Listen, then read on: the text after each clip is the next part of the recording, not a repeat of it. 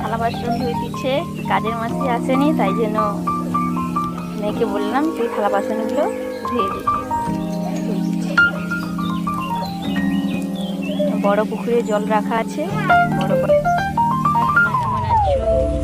আজকে ভিডিও বানাতে পারলাম না, কারণ কালকে শিব চতুর্দশী ছিল, খাওয়া দাওয়া ছিল না, সেই জন্য একটু ব্যস্ত ছিলাম। যেমন রোজগারের মতন বাবাকে দেখতে যাই, যাওয়া হয়েছিল। এই যে তোমাদের সামনে